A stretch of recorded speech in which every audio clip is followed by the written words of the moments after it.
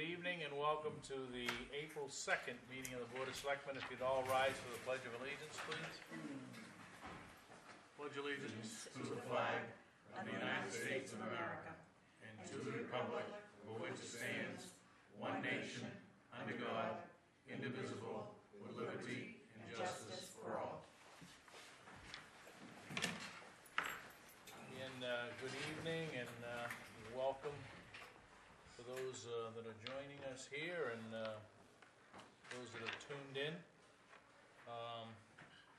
Apologize for the late start tonight. We had a couple of early executive sessions here this evening.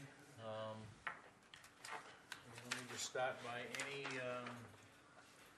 announcements that anyone would care to make. You and Jeff both, right? Yeah. Donald Drew? Didn't know about Donald Drew? Yeah. Okay. And there's another one too, but I was just pulling it up. Let me first start by, for those of you that may not know, certainly some heavy hearts in the town of Waterboro of late. A number of folks have passed. Most recently, I understand B. Huntress passed away today. So our sympathies go out to that family. Fred Fay, who's been a long-time road commissioner here in the municipality, passed away recently. Again, want to express our condolences to that family as well. Don Drew. Yep, he was a member of the road review committee for a number of years. Him and his wife have been married 61 years. So, kind of I guess what you would call a tough week in the municipality, and that happens, I think, in any municipality. And again, it just seems like it all hits at once, and not sure why, but it does, and it happens. So, again, anyone in those families that have lost somebody here in the recent week or so, our condolences go out to you all. Let's jump right into we have no appointments this evening. Hearing a delegation. Anyone like to speak that isn't on the agenda? Didn't see anybody jump up. Quickly on correspondence, just our weekly treasurer's report, weekly Representative Aaron Libby's newsletter, Senator John Tuttle's newsletter as well.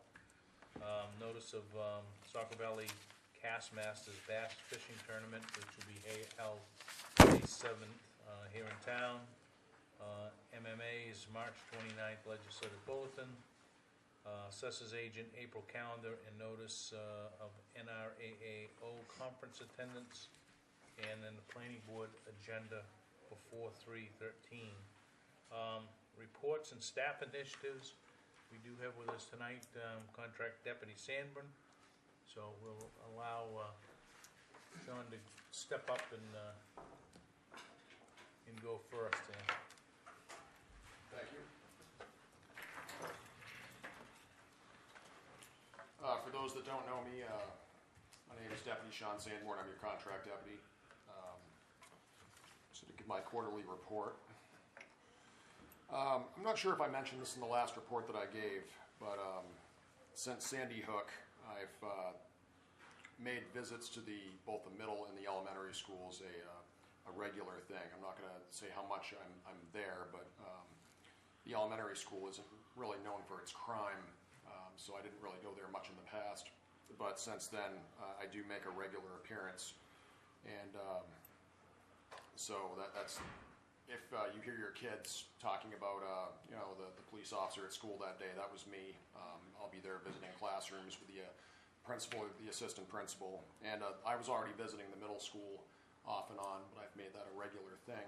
Now, of course, Deputy Solomon is the school resource deputy, and he's responsible for most of the school district, but for a few minutes off and on at a time, I will also be making an appearance to augment him. And I've already gotten some feedback from parents that that know me, that text message me, and it's gotten some good feedback so far. So you'll be seeing me there. I'm just going to mention briefly the South Waterboro dog case. Most people are aware of that from the news. I just wanted to mention that real quick. Most of the time that would be handled by the town animal control officer, but due to the severity of the alleged offense, York County Sheriff's Office is handling that investigation. It's kind of a safety announcement. I mean, most people have common sense, but some people don't. Be very careful on the ice right now. I drove past Ossipee Lake not long ago, and I saw people ice fishing out there, and I was surprised. They would have had to jump onto the ice across the open water near the shore. You're really rolling the dice on that one, so please be careful if you're still fishing on the ice. I don't recommend it. But, all-terrain vehicles. I saw a kid on a dirt bike a couple weeks ago trying to go down a snowmobile trail. I believe the trails don't open for ATVs until, I think it's May 15th. Correct me if I'm wrong. That's because of mud season. We don't want to be tearing things up. Everyone's eager to go out ATVing, including myself, but stay off the trails until it's legal, please. If it's dry this year, the state might get it early, but until you hear that, don't go ATVing. Too muddy. Warm weather. Warm weather is going to bring more and more people out, including kids in the neighborhoods, small neighborhoods. This is a parental issue, but not all parents have the same standards. Basically, outdoor activity is going to ramp up, and with that, potential for crime rises. And property crimes, especially motor vehicle burglaries, one of my favorites there. Please secure your property. If you're not in the habit of securing your property, please do so. That means your vehicle, sheds, house. Don't leave your windows open when you're gone shopping, your first floor windows. I always grimace when I see an air conditioning unit in the first floor of a building, because that can be removed, and that's an access point to your home. Deering Ridge Road, another one of my favorite subjects. That program seems to be meeting with some success. I don't know, Mr. Chairman, you live out there. What are you seeing out that way? I think there has been I won't say a tremendous change, but there has been a change. Okay. I'm having a harder time. The volume has gone down in traffic. I'm not seeing the train of cars going through that I used to, and there seems to be a lot more people obeying the law now that they know. And for those out there in TV land that don't know this, Deering Ridge Road in the past has been abused by commuters to the point traveling the road that we have basically agreed to make it a no-tolerance road, and it's a one-stop, one-ticket deal. If you're stopped for speed on that road, at least by me, I'll be issuing a summons, and that's why the flags are on each end of the road and the extra warnings. So speed at your own risk. I don't recommend it. The fines are high in the state of Maine. I don't like giving tickets. I don't like taking taking money out of people's pockets, but that's unfortunately what we've had to do. And the other day I've done this a couple times. I've driven from one end of Deering Ridge Road to the other and back and encountered little traffic, and the traffic I did see was like 37 miles an hour, 38 miles an hour, and it was within acceptable limits. And I've done that a couple times, and it's really been hard for me to find vehicles to stop, which makes me happy because, like I said, I don't like taking money from people. Has there been any complaints about Roberts Ridge Road like we anticipated? Any issues with that? I mean, it's just ongoing complaints. In the past. It's been a problem like the past, but has it ramped up? Do we know? Haven't heard anything. Okay, same it's the usual. Okay, so I'm going to be checking that more and more to see how that goes. Have you been on the West Road at all? I have. West Road is an issue because it's on each end we've got 35-mile-an-hour zones. In the middle we have 45. And we do get complaints about the West Road, and I've heard about the recent complaints. I will go out there and I call it an ambush. I'll set up an ambush like right after school. I call it. I'll try to find a place to hide and wait for the rush of people coming from the school. And I actually have a difficult time catching people really speeding on the West Road. I've always heard legends about West Road and the people ripping up over Lasky's Hill, but I've always had a hard time catching people on that one, unless it's near the high school. The high school, that's fish in a barrel, you know, unfortunately. 35-mile-an-hour zone, people like to really haul on that one, but I actually find that Goodwin's Mills Road is a bigger challenge for me. That's one of the worst speedways in town, and I don't hear many people complain about it, but I know West Road, the complaints have come in lately, so I have increased my patrols out there. Okay, I brought in some crime statistics. Just some numbers I pulled I thought were interesting, and this covers the months from January 1st through April 1st. And I just thought I'd go down through this real quick. You know, some people find this boring, but some of it's interesting. For this period of time this year, we had six assaults. That's for 2013. In 2012, during the same period, we had 1. And then I pulled 2010 just for comparison, and there were 4 that year. So I think that's kind of a roll of the dice as far as assaults go. One thing that's interesting is this year, I looked at the nature of these assaults, and 5 out of the 6 were domestic violence related. So that's unfortunate. Burglaries, we've had 4 since January. And this is a very steady number because last year at this time we had 5, and in 2010 we also had 5. So burglaries seem, apparently this is a 1 burglary a month period of time. It's tough to combat. Theft from a motor vehicle. Here's a victory. I think due to people locking their doors now, you go back to 2010, we had 8 burglaries in the last 4 months. Or 3 months, excuse me. 2012, it was 0, and this year it was 2. So that's actually some improvement. Hopefully we can keep doing that. So please lock your doors at night or wherever you go. One of the 2 this year was some people going hiking down by the dam, by Ledgmere Dam, and a lady left a purse in plain view in her vehicle, and this is a rarity. It wasn't it was a locked vehicle, but it was isolated, and there was a purse in plain view. Somebody took a rock, threw through the window, and took the purse. So that does happen. Usually it's an unlocked vehicle that gets nailed. In that case, it was an isolated vehicle with a temptation in sight. So please put your valuables out of sight. Locks won't always do it. Most of the time they will. Criminal mischiefs. In 2010, at the same period, we had 13.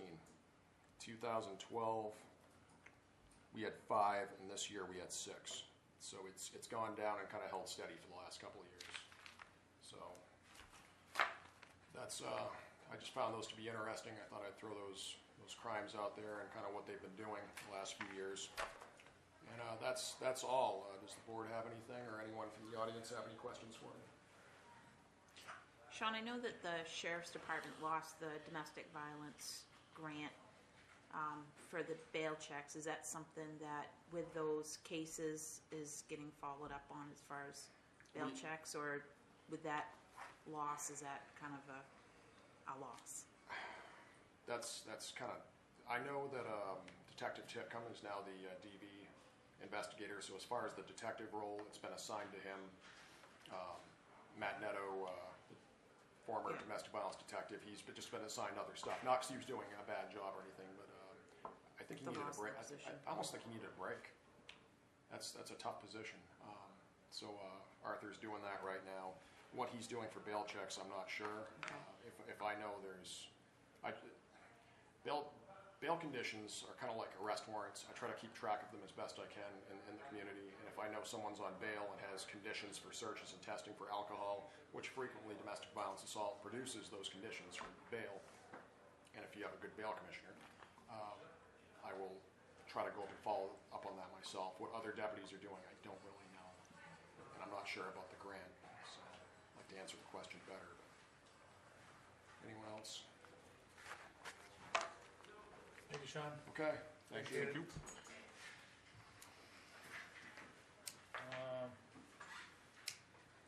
Fire Department EMA, Chief Matt Boers.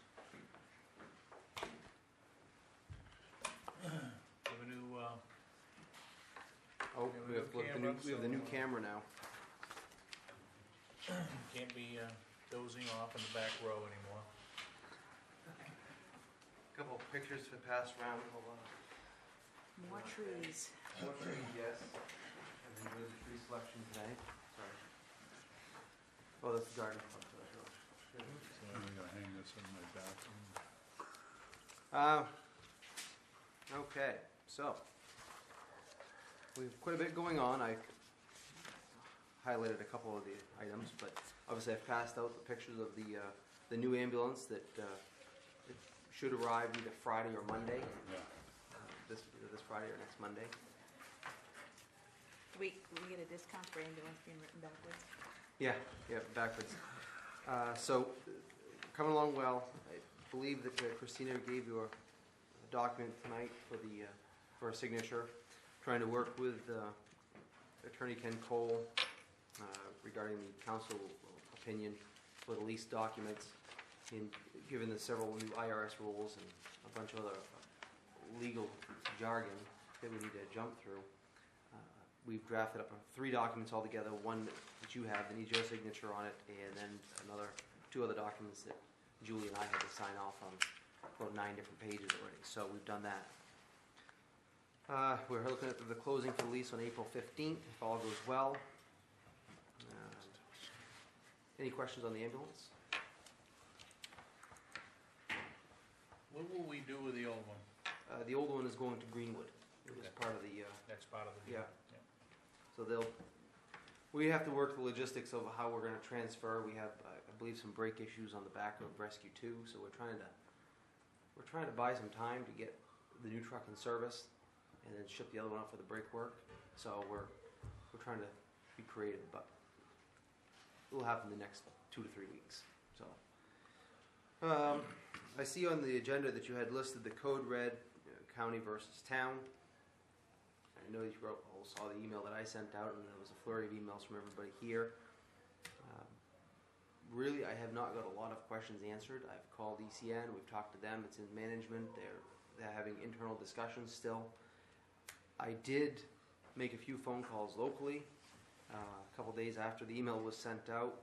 I'm not sure who made reference of the county capability and stuff, but I actually called Sanford Communications and asked them about the potential to launch a call for Code Red, and I was met with, we don't know how to do that yet. So, moving forward, I'm not sure where we're going at with that. We obviously spent a good chunk of change.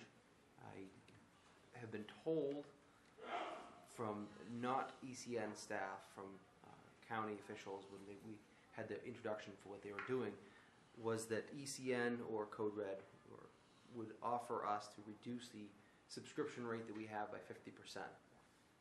When I talked to them, I said I think it should be a lot less than that, and I said I really don't know why that we weren't all cooperating and working together.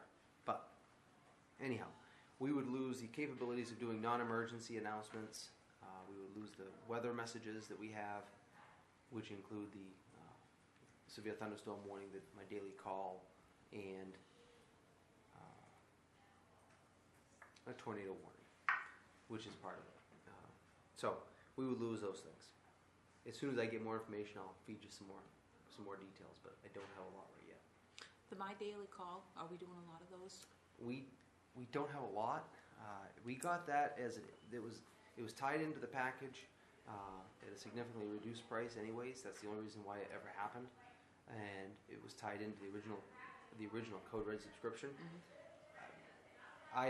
That was my first question to them, is if we could opt out of that altogether. I know that Dave has put that onto the website, but before we really start pushing it a lot harder, we want to find out where we're going to land with what's going on. And if we obviously end up keeping it, or if it's in place for another 2 years, and then we can try to push it forward. We tried over to the community center here across the street at Applewood, but we haven't met a lot of positive response with it yet. And some of it's education, quite honestly. But any other questions with the Code Red?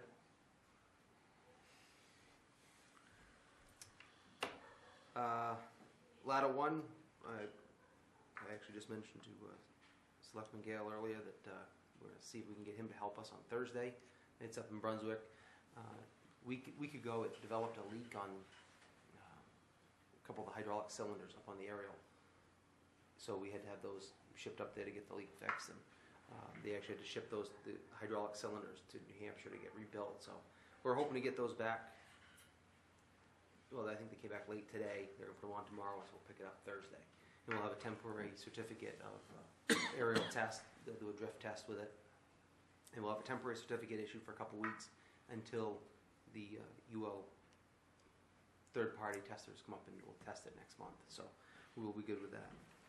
And that will actually buy us for another year anyways, because we'll be due in June. So it was okay timing for that. Burn permits. We've started to see a significant increase for permits beginning April 1st. Main Forest Service had issued the daily fire weather day. So if you remember burning, you need a permit. And we issue it in accordance with the Class Day. So if it's Class 1, you can burn. If it's a Class 2 day, 3 day, and 4 day, and so forth, you can't. And if it's windy out, you can burn possibly after 5 unless it's raining. EMA, we've recently just completed the digital copy of the town emergency plan. So we took the paper copies that we've had and we've, with Dave's help and Laura, we've put those into an electronic version so that we can start building on those and updating the data as we need to. Any questions?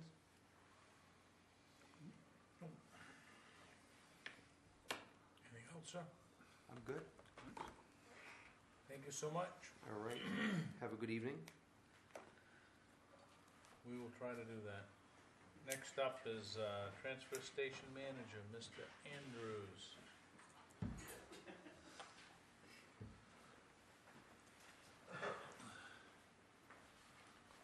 Well, last meeting of the Transfer Station Recycling Committee, they voted to have a cleanup day.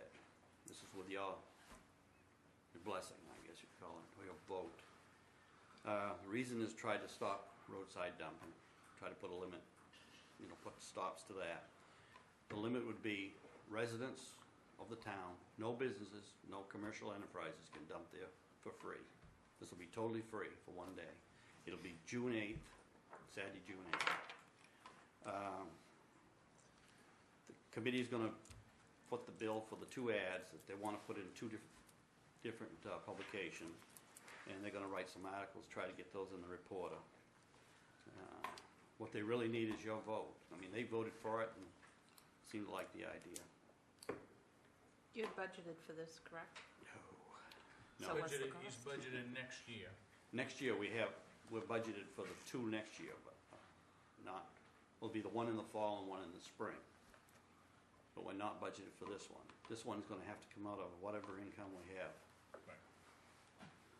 So if you look at Clint's budget, he should be able to absorb this day. What do you anticipate it'll cost? I'm going on the last one we did. We did allow commercial dumping there, but it was around $10,000. And approximately when would you be talking? In June, May? June 8th. June 8th. It'll be a Saturday.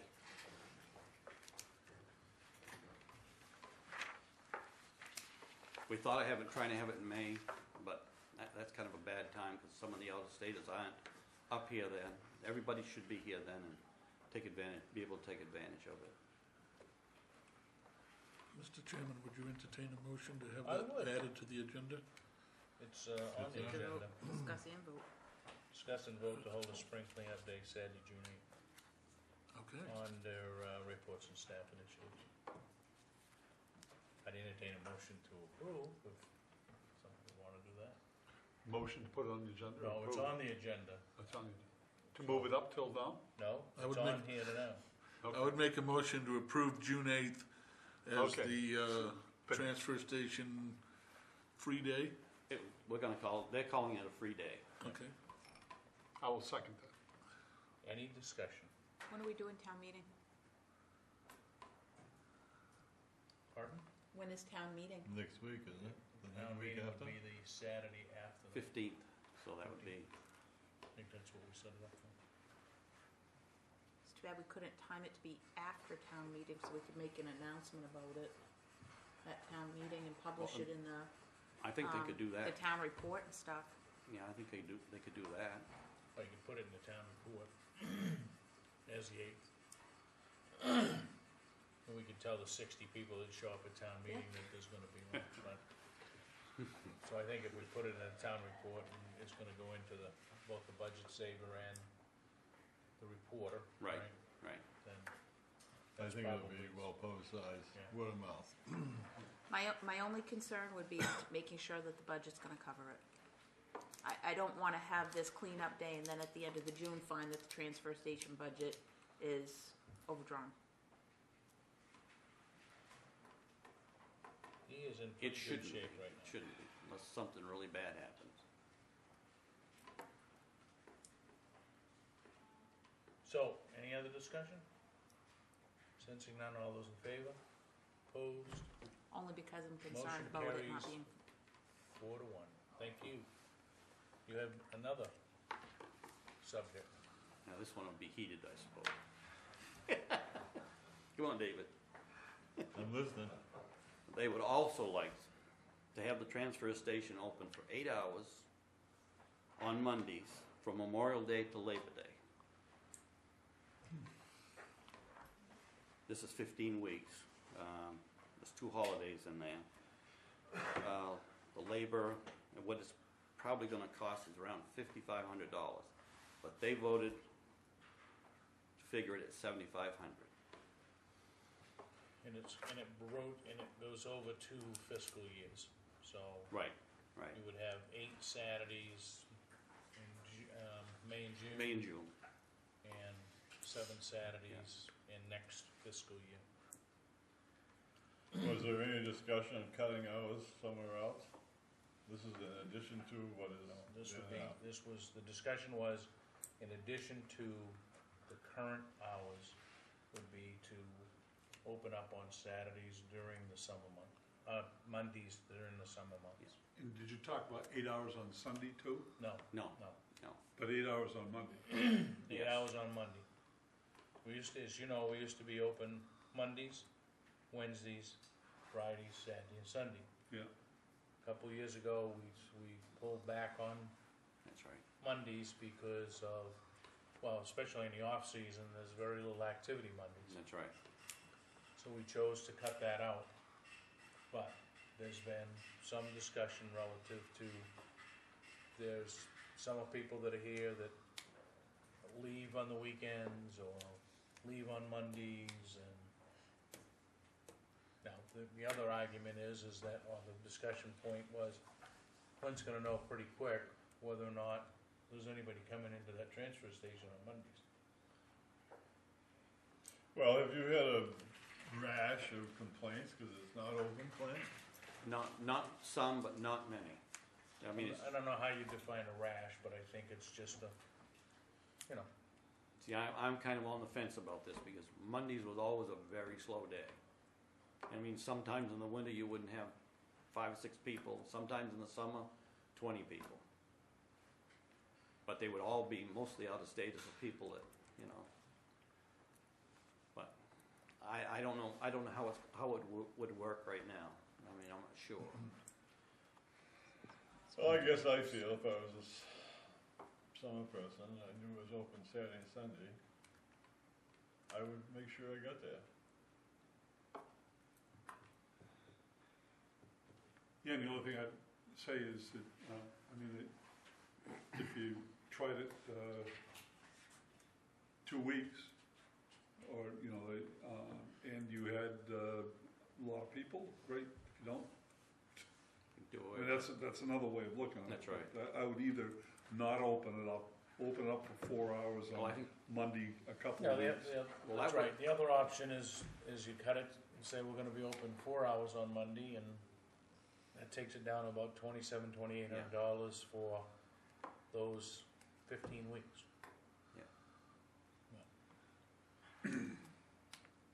looking at the expense report, salaries are already 80% expended. Halfway through the season, halfway through the year, and now you're looking to add more hours. Again, I have a hard time with, we have a budget process, we set a budget, and then we look at changing things midstream. I think things come up that you have to do midstream that you need to acknowledge, but I just don't feel comfortable with midstream adding something because it was discussed about without really a need. It's a desire. It's I don't see it as a need. Well, the committee has proposed the question to the board. Mhm. Board has ultimate say, so.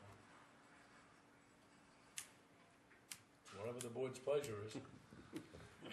He's delivering the message from the committee. So, I guess you can't have a negative vote, so I make a motion that we approve opening on Mondays through the summer months. do I have a second?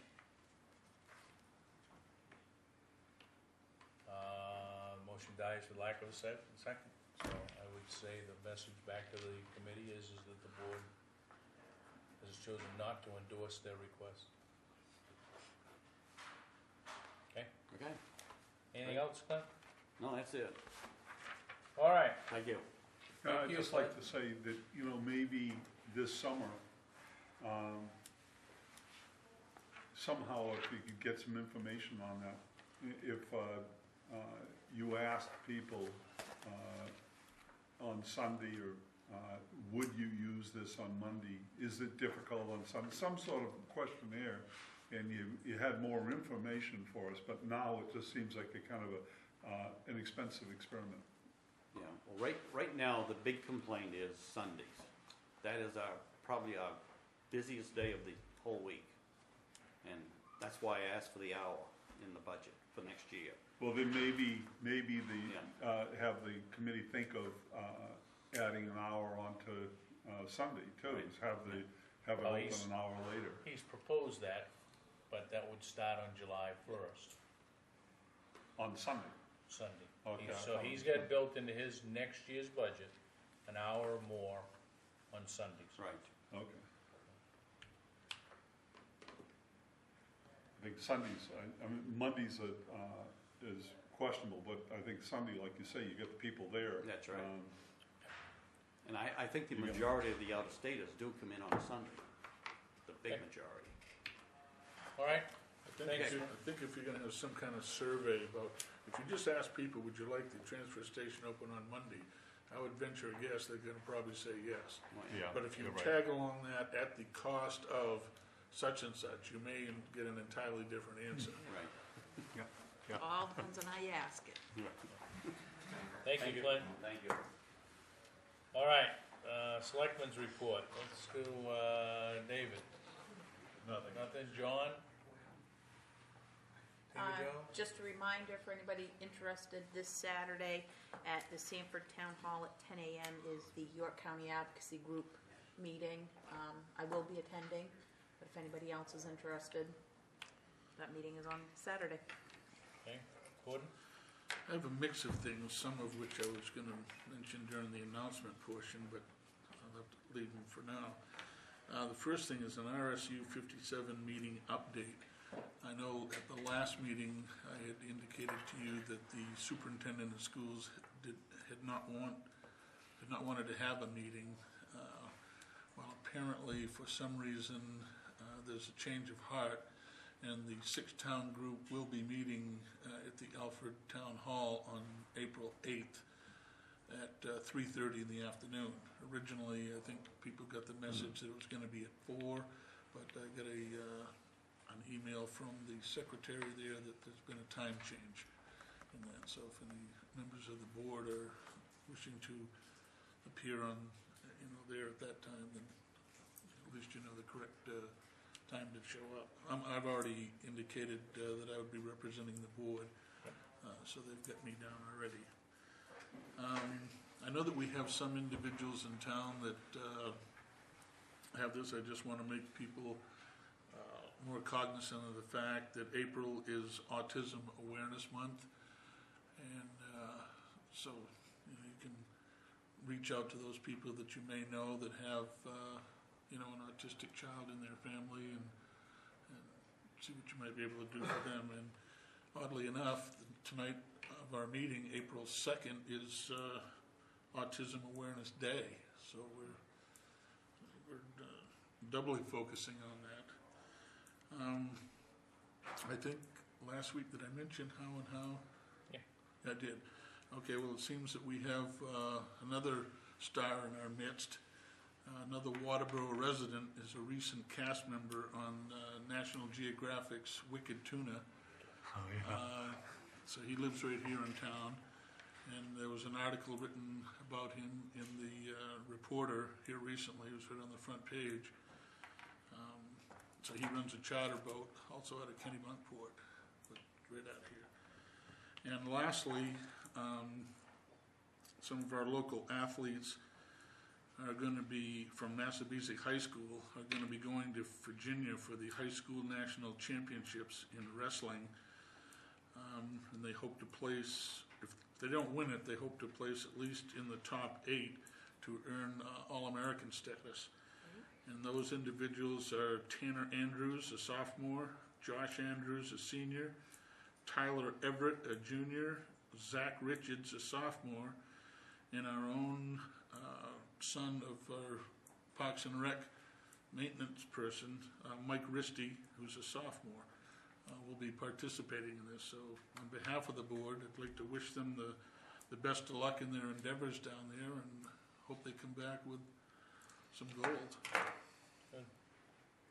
And that's all I have, Mr. Chairman. Thanks, Gordon. All right, moving along. Town administrator is not here this evening. I do need an endorsement to add to the agenda. 2 items. One is for the selectmen to endorse this letter to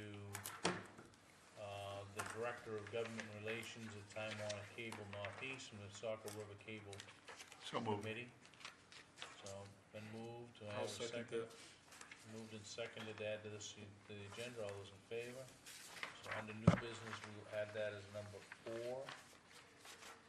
And also, we have been advised by the town attorney that the board has to act on an order of the Board of Selectmen authorizing a municipal purchase agreement. This is for the lease for the, I guess you'd call it a selectman's lease order, right? Or order lease or whatever. So if I'd entertain a motion to add that to the agenda? So moved, or second. Been moved and seconded. All those in favor? Motion carries. We'll add that to item 5 to the agenda. All right. Item 1 is discuss vote to allow access to the water, the town water, or the water of the building here for the water, the Community Gardens Committee. We have this set of paperwork that was sent in that is an eye test at the least. Step right up. Is that what this is? After that, there was some issues over the water. I know, this is a scam on the phone. On my own time at work, we do have the aquifer maps. I don't pretend to know what it all means. I just go by the key. But I also did a little bit of tracking down on the water issue. I got a hold of Ginny Day, whose house used to be here and the well was originally dug for. And she referred me back to the well driller, and he returned my phone call to let me know what the capacity was. He said that really he can handle anything that we can throw at it. It was 30 gallons per minute that he was getting out of it. In his words, it was enough to fill a fire truck with no problem. He said we would only draw, that right now the pump only draws probably half the capacity of the well itself. So to me that sounds like one of those things, good to run it, since it's only really being used for the bathrooms, the sink, and irrigating grass out front. I did some calculations on water usage per 1,000 square feet, which would be 10 beds. It would, if we were in drought conditions and we had no rainfall whatsoever, at most we would draw 900 gallons a week. At the most, and this is, like I said, this is almost Arizona conditions. in worst case scenarioing it, which is still not even going to put a dent in the capacity of that well. And that's about it. The little map shows that in Waterboro, the orange area, I know the scan is difficult to read, but basically it's the richest area for accessing water in Waterboro, and we're right smack in the middle of it. Also had an opportunity to speak to somebody who was on the water district and their test well. They came up with the same results, that there is a significant source of water here that we will never have to worry about. Randy Dyer said that basically we could run it all day and still have no issue. Not that that's our intention, but. Would people be responsible for watering their own plots, or is this something that every morning or every evening the whole garden gets watered? People will be responsible for watering their own plots. We don't want to put a sprinkler system in. That's a pretty big waste of money to have sprinklers in. Okay. Eventually, we do want to have drip irrigation, but the kits on that are $79, and that will do 1 to 1.5 plots. That's a big expense. So that's something that we'll be fundraising for. That's a really efficient use of water, because then you're not watering weeds and everything else. So we would have a line run out, and then people would access that like a hose line, and they could go up to it and fill their water containers or run a hose and water their individual plants. So we won't be watering the whole area, just what we're growing.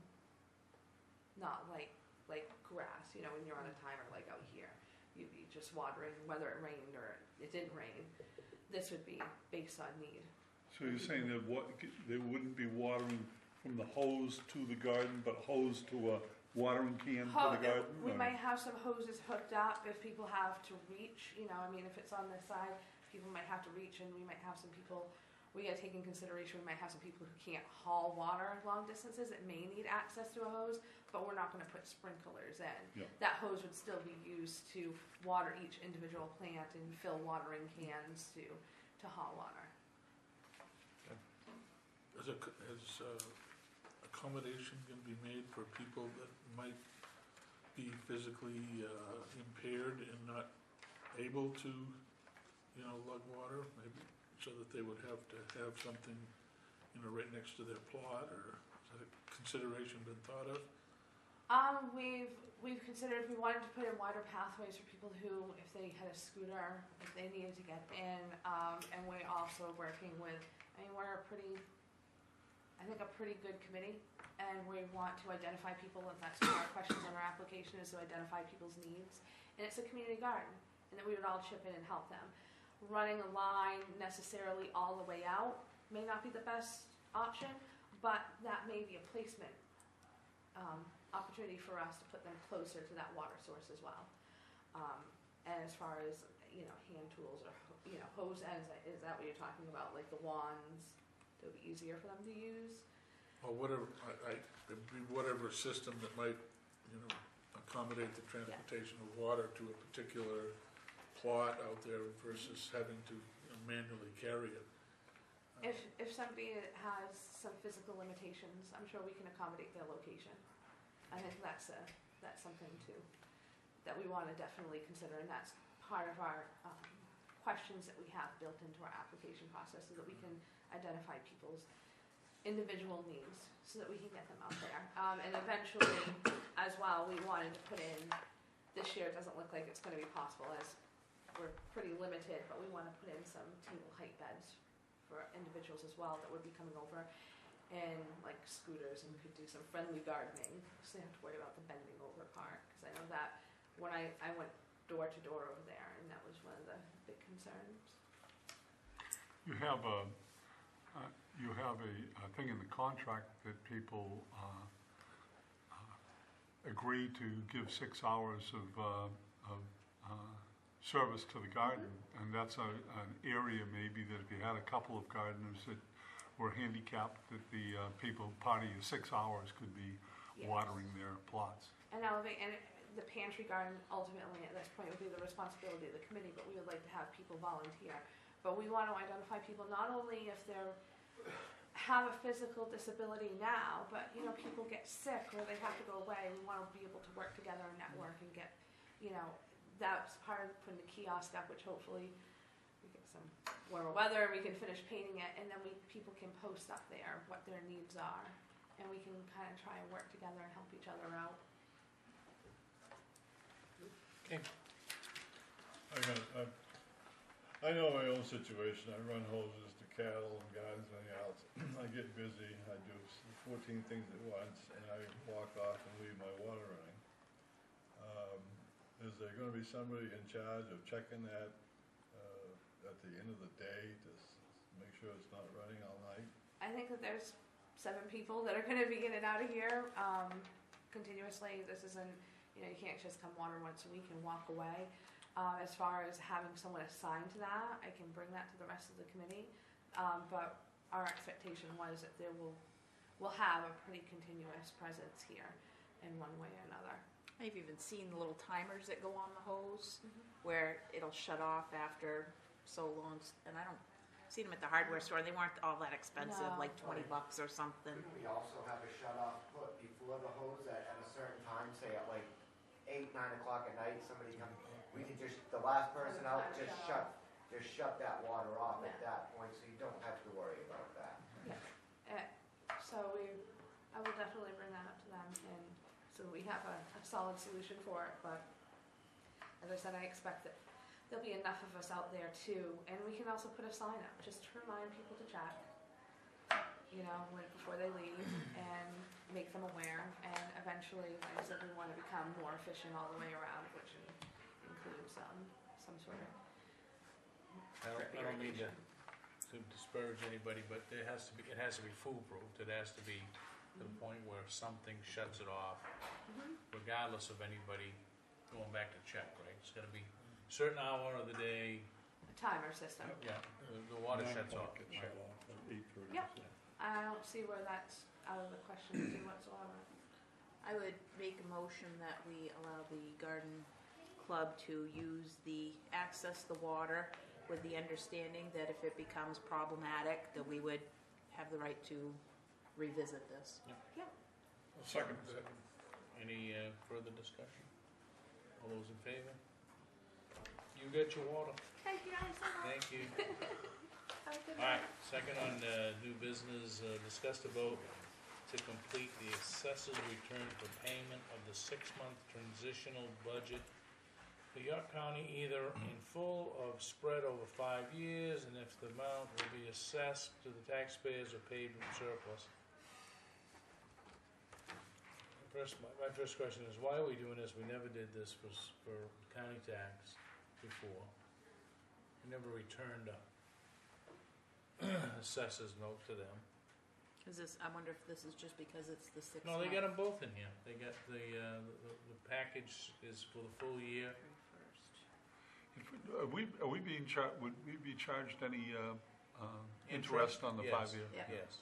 What, It wasn't a lot. But it It's- was, oh no, I'll take that back. 7% compounded annually. ooh, Well, 12%? you say that, 7. 7. That's if it's Most credit delinquent. cards are 21. I was gonna say, geez, 7% is if we're delinquent in the payment. If we opt to do the 5-year payment plan, then whatever interest the county incurs, the county would have to take out a 10. yeah, Whatever interest the county gonna would be low. incur is what we would incur.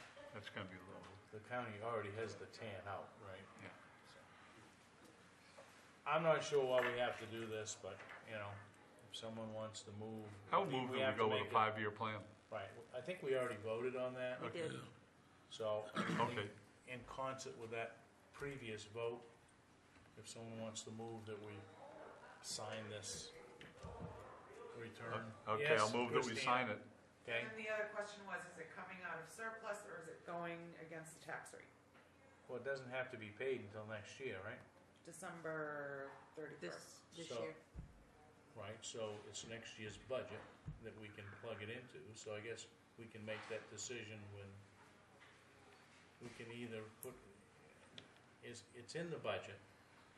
I think we put it in the budget for 5 years.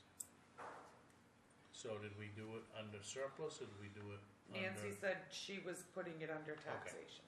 It's under taxation, so I guess we would opt to take 1B, 1/5 of the assessment, sum of $38,682.49, and 2B, which would be 1/5 of the assessment.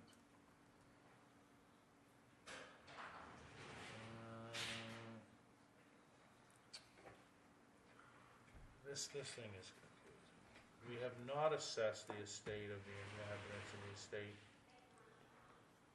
So it would have to be 1, because we plan to have the assessment in next year's tax base, correct? Yep. Yep. So it would be 1B. Yep. Is that what everybody understands? What do they care whether or not I it's don't know, gonna be that's why I said assessed by the taxpayers or if it's coming out of surplus? That's I'm our not- decision. I'm not sure why we even have to do this assessor's return. But, Maybe we ought to have the town attorney look at it and see what implications there are. what, I mean, it's, So can we table this for a week or what? I'm good with that, if, Yeah. I mean, right now, we get a motion on the floor to do 1B, I guess. So, what's your pleasure? You wanna continue with that? I'll call for the vote. Table it. Yeah, let's, We can call for the vote, we can Yep. defeat it. So, all those in favor? what are we voting on? To 1B. return, to complete the assessor's return. If you don't wanna, we wanna table it, then I would suggest a no vote. Okay. All those in favor? Opposed? Motion's defeated 4-1. I'd entertain another motion. The motion to table this for a week until we have better information. Okay, so it's been moved to table for a week. Second. Any discussion? All those in favor? So Christine, let's find out why now and not for the last 30 years. Okay, because we're doing a lot of things in the county now that we haven't done in the last 30 years, right? Discuss to appoint 2 General Assembly members to the Southern Maine Regional Planning Commission. Note, one must be, an appointee must be a selectman. I don't think we've done this for a while. What is involved there? Obviously just- attending the meetings. Yeah, it's their, not attending the regular meetings. This is their, what they call the General Assembly. I think there is an annual meeting of it. And each town has 2 people on that. They're not on the board of directors per se. Do you know when the meeting will be? Sometime in June, Yeah, I the think. annual meeting's typically in June. But- So we have to assign 2 members. I guess we want to, do you want to bring this back in a week and think about, I mean, my suggestion would be somebody from the planning board and a selectman, right? Unless we Even can the come Hey, up. find out when that Huh? meeting Even the is. CEO rather Be than easier to. Or- planning board. you're I've right. seen that there's several towns that have their CEO. Could have the CEO, we could have the town planner, we could have, I mean, so, or a planning board member. I think if you look at, there are some that are appointed, you know, Alfred is John Sylvester and Joyce Wood. I don't know, in Limerick, it's Frank Carroll, I would presume, he's not a selectman, so it must be, he must represent the, but anyway. If you think we can come up with 2 names tonight, fine, if not, let's come back next week with, Again, I think a major issue, if it's a Saturday in June, then there's probably not gonna be yeah, I don't lot of believe it is. interest. I think typically Southern Maine Regional Planning's annual meeting is like some evening.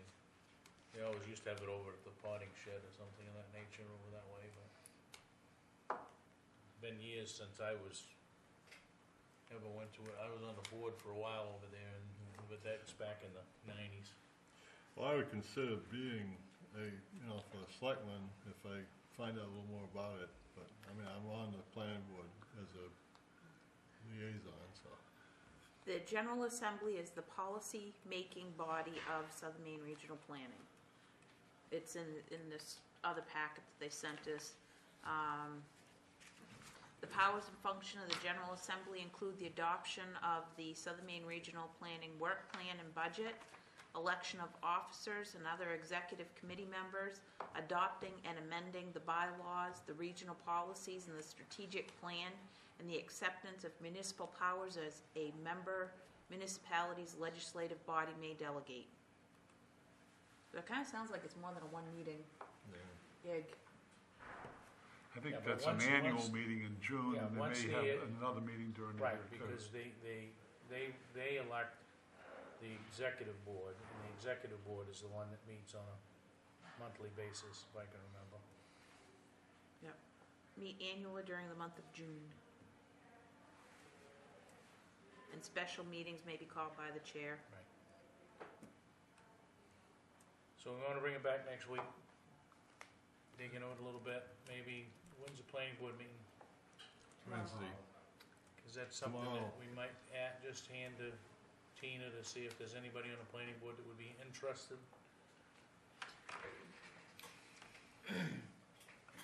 I like the idea of the CEO. Yep, because Yeah, he's an employee of the yeah, town and not a yeah. volunteer, and I think would have a better grasp of, Well, we can run that by him as well, right? So if everybody's amenable to that, we'll move it till next week, we'll carry it over in the old business of next week. Okay, item 4, under new business, the selectmen's orders of the Board of Selectmen authorizing $199,101.29 municipal purchase agreement. so moved. Second. Any discussion? And this will be with Gorham Savings Lease Group LLC. All those in favor? Opposed? Item 5, endorsement of the Saco River Cable Committee. Dick Bateman has forwarded this to us. Would like the board to approve this letter tonight. And this is from the Tony Vigu, chairman of the Saco River Cable Committee, to Mike Edgecombe, who is the Director of Governmental Relations for Time Warner Cable in Rockland. I'll move I that move we, we endorse it and send it over. Okay? Been moved and seconded. Moved by Gordon, seconded by John. Any discussion? All those in favor? Opposed? Thank you. All right, old business, discuss the vote to approve a resolution regarding the selectmen's position on governmental proposal. My understanding is that is not ready, Correct, okay? So we will have it next week, correct? correct. All right, under item 2, FY14 budget update, CIP request updates. We've kind of kept this on here, but we do have a new request from the Maine Public Broadcasting Network for $100. So we should discuss, vote to add that to our budget request on the, for the town meeting warrant. Any discussion or any preference, or what's your pleasure? I don't know why it would be different with anybody with the Maine Public Broadcasting. If anybody else came in at this late date and asked for money, we'd say, you gotta get it in by December. So, therefore, So, I mean, I listen to it, but I'm not gonna support a late I would, request. I would make a motion to deny the request based on the late turn-in time. I'll second that. okay, been moved and seconded to deny the request. Any further discussion? All those in favor? Opposed? Thank you. Moving along here. There is no other old business, but, yeah, old business. Discuss charter revision implementation process, town administrator position, job descriptions, emergency fund, public works, board of selectmen bylaws and policies. Stop me if you have something to report. If not, we will move on. Entertain a motion for warrants and bills for payroll. So moved. Second. All those in favor? Opposed? Minutes of the March 26th regular meeting. So moved. Second. Any discussion? All those in favor? Opposed? Pending decisions have not changed, but I'll read them anyway. Public service announcements, review driveway opening permit language. Excuse me, board and committee status, EDC forum, excuse me, implementation of town charter changes. Week's action list. Just what's going on with the assessors' return for the county. Somebody can find that answer.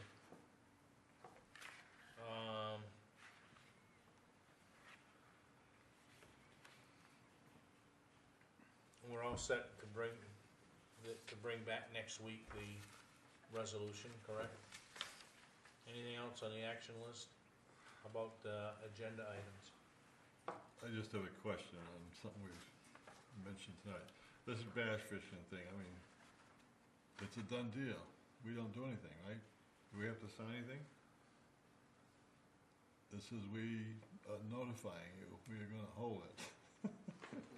Yeah, I'm You're not, asking permission to use the boat launch, but it's a public boat launch. Right. We can't- yeah, I'm not sure that there's anything that we can give them. But I see nothing in there about cleaning up trash or anything else. I mean, is the town responsible for that?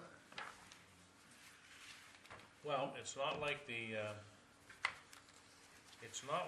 fishing derby, if you wanna call it, you know, the ice fishing derby. No, but I bet when those guys come off the water, they're gonna have a few cans and Does it require an action? Yeah, we just wrappers. voted on it. They're gonna throw We something. voted on it. Okay. Yes. Oh, I did speak with Mike DeAngelis about that, and he said he was going to see if he could get his launch attendant down there for part of the day. And the gentleman that I spoke with that's organizing the event said it's a very small group, and, you know, they'd be very careful about parking and things like that. okay. Well, they have 2 attendants. That's required by the state to look for milfoils. Right. You know. But other than us, I mean, we're not reserving space for them. We're not shutting down the public beach area or anything like that. They're having access to the public access, right? If the ice is out by May 7th, or whenever they have it. Okay, any other agenda items? Items needing signature, warrants and bills of payroll, the minutes of the March 26th meeting, resolution regarding the governor's proposed budget, which is ready. Make sure you sign the lease order. That's in the packet over here to sign. Reminders, planning board tomorrow night at 7 p.m. in this room. Conservation committee Thursday night, 5 p.m. at the Old Town Hall. 2020 committee will be meeting April 8th at 5 p.m. at the Central Fire Station. Monday, April 8th, Community Garden at the Old Town Hall at 5 p.m. Cemetery Committee, 7 p.m. Monday, April 8th at the Old Town Hall. Selectmen's meeting back here next week, RSU 57 reporting. Road Review Committee meeting Wednesday, April 10th, 6 p.m. at the Old Town Hall. Old Home Days Committee meeting April 11th, 6:30 p.m. at the Old Town Hall. Saturday, April 13th, the cribbage tournament will be at 8:30 in the morning at the Old Town Hall. Community Guidance Committee will meet again Monday night, April 15th at 5 p.m. April 15th in this room, 6:30 p.m. the 12-town group will be. And the Selectmen's meeting here in 2 weeks from tonight, 2020 committee. And just so everybody has it on their radars, the 25th is when Sewell's reporting. Huh? The 22nd? A Friday? So it's a Friday? No, Oh, that's still March. March. 22nd. Okay. Somebody get that calendar. All right. Anything else? I'd entertain a motion to adjourn. So moved. 22nd of April's Monday. Somebody want a Second, second? second. All those in favor? I thought we were. Thank you.